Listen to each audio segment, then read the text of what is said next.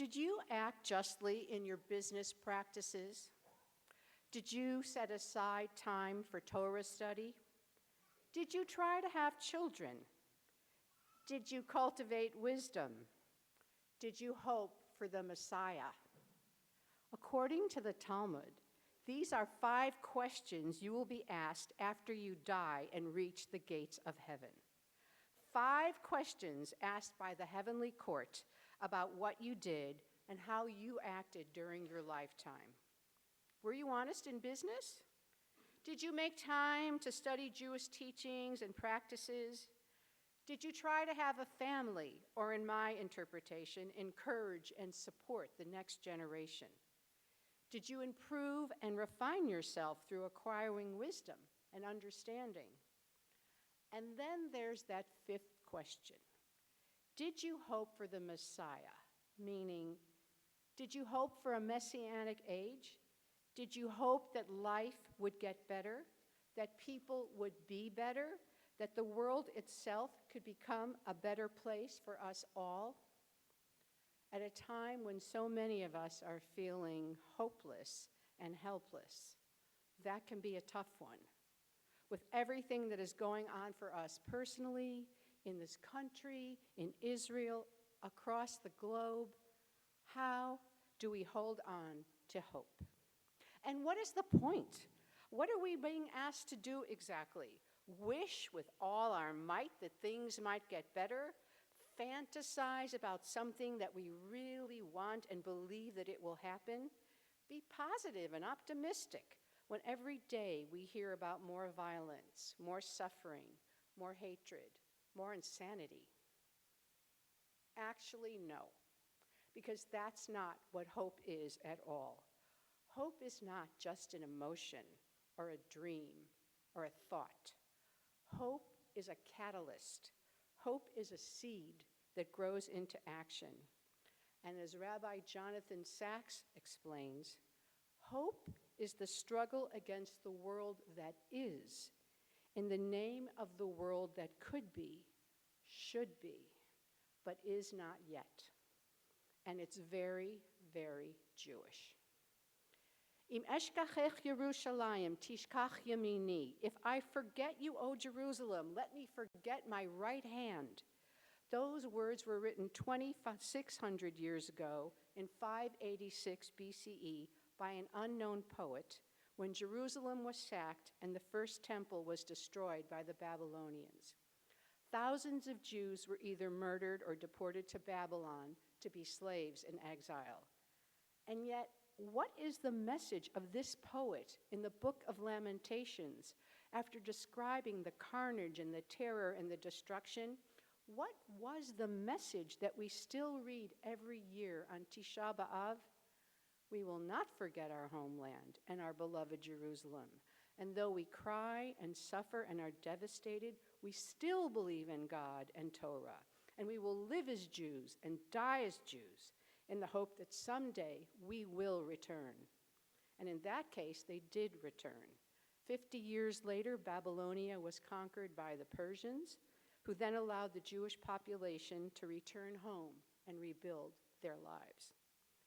In 1878, when a series of brutal pogroms were raging across Ukraine and Russia, and this brand new idea called Zionism was just catching on, another Jewish poet named Naftali Herz Imber wrote something in a similar vein. As long as deep within the heart a Jewish soul yearns, as long as the eye looks eastward, gazing toward Zion, our hope is not yet lost. The hope that is 2,000 years old, to be a free nation in our land, the land of Zion, Jerusalem. The name of that poem is called The Hope. In Hebrew, Hatikva, which we just sang. How could that young, hopeful Ukrainian Jew ever imagine that his words would become the national anthem of the state of Israel? To be a Jew, again to quote Rabbi Sachs, is to be an agent of hope in a world threatened by despair. 2 weeks ago, I went to the Nova exhibit, which presents the devastating massacre of 400 innocent, beautiful young Israelis on October 7th, who were dancing for peace and love and harmony. If you were there, and I recommend if you haven't gone, you should go see this exhibit, you will remember that after witnessing the death and destruction, after listening to the survivors' testimonies and seeing all their photographs, the exhibit ends with hope. In the final video, the young survivors expressed their determination to continue to love and bring light and believe in the goodness of humanity as they vow to the world that we will dance again. Every Holocaust survivor I've ever talked to has always said the same thing. Where there's life, there's hope. Things can change. Things can get better. Our job is to hold on and keep going as long as possible. There was a group of Czechoslovakian Jewish women in the Terezín concentration camp, you may know it as Theresienstadt, who all slept in the same freezing, unheated barracks and were starving and ill from malnutrition. Food was all they could think about. So to keep their spirits up, to keep their hope alive, they began to share recipes. Each night, another woman would lovingly describe in detail how she prepared her specialty. Chicken schnitzel dipped in potato latke batter with red cabbage salad on the side. Plum-filled dumplings topped with melted butter, walnuts, and sugar. As they listened, the women could practically taste the food, feeding their hearts and memories of home and family. They felt like themselves again. They felt stronger mentally and physically, and decided that they must save these recipes for the future. Stealing a pencil stub, scraps of paper, even onion skins, they wrote down every detail, every ingredient, and sewed them into a ragged little pamphlet, hoping that someday, if not them, then someone else would make these delicacies again. Many of these women survived, and after they were liberated, they took those tattered pages and published them in a book, which I would call a book of hope.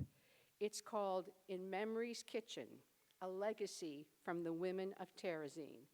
And believe it or not, you can buy it on Amazon. Hope is that inner spark that ignites our will to persevere. All my life, I wanted to be a mother. I'm the oldest of 4 siblings, and I was always taking care of the younger ones.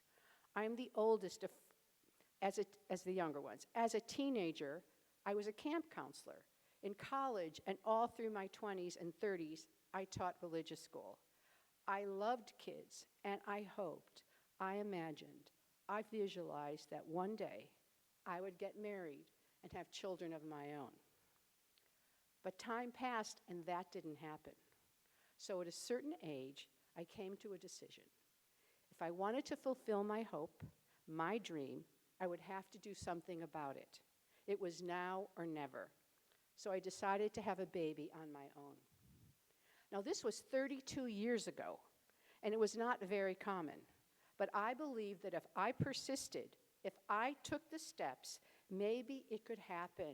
Maybe I could still be a mother. It was this hope that carried me through as I found a doctor and arranged to be artificially inseminated. I went through the procedure 3 times, but it didn't work. The doctor did some tests, and she discovered that I needed surgery. I thought about it, and I decided, okay, if this is what it takes, I'll do it. Afterwards, I tried again, and this time I got pregnant. It was a boy, and I started to think about names and my future, finally, as a mother. And then in the 5th month, I had a miscarriage and lost the baby. And as I lay there in the hospital, empty and bereft, I thought to myself, no, absolutely not. I am not ready to give up. I will be a mother no matter what. A year later, I walked into orphanage number 2 in Moscow, Russia, to adopt a beautiful baby girl and bring her home. Her name is Liliana, and she is now 30 years old. I am well aware that sometimes we do everything possible and it still doesn't work out. We are not naive. Not everything we do can have a happy ending or a good result. But studies have shown that having hope makes life more meaningful and helps us become less depressed or anxious, more resilient and motivated. It even strengthens our immune system. How many times have we heard stories of people with terminal illnesses who say, I just want to live until my granddaughter's wedding, or my grandson's bar mitzvah, or until my family gets here from the East Coast. And oftentimes they do. How many times have we heard or met people who have endured catastrophic injuries and relearned to walk, talk, play sports, have successful careers, and live meaningful lives, sometimes even more meaningful than before the injury? Hope pushes us to face our deepest challenges. It allows us to take the journey, even if we don't always reach the destination. It is at the core of Judaism and has helped the Jewish people survive for over 3,000 years. The essence of our teachings and our worldview all embody the idea that even in our darkest hours, the light will return again. The psalmist sings, even though I walk through the valley of the shadow of death, I will fear no evil, for you are with me. The Torah urges us, choose life. The Kabbalah teaches that we are put on this earth for two reasons, to elevate our souls and help repair the world. Even our holidays offer hope. Pesach teaches that even slaves can reach freedom. Hanukkah inspires us to fight for our beliefs. Purim reminds us that even one person can make a difference. And Yom Kippur is the most hopeful of all. Today, we pray for forgiveness, for another chance to repair our relationships and correct our misdeeds. We pray for health and safety, for justice, tolerance, kindness, and compassion, for civility and peace. We pray that we and our loved ones may live for another year. There is a verse in our Shabbat Siddur, right before the Amidah, that says, pray if everything depends on God. Act as if everything depends on you. As Jews, we have to act our hope. We have to live our hope. We have to be our hope. We must struggle to help create the world that could be, should be, but is not yet. There's a beautiful story about a man who saw children starving, injustice flourishing, and violence in the streets. He cried out, Ribbono shel olam, Master of the universe, the world is in such turmoil. Everything seems wrong. Why don't you send someone to help and change things for the better? And the voice of God answered, I did. I sent you. Shana Tova.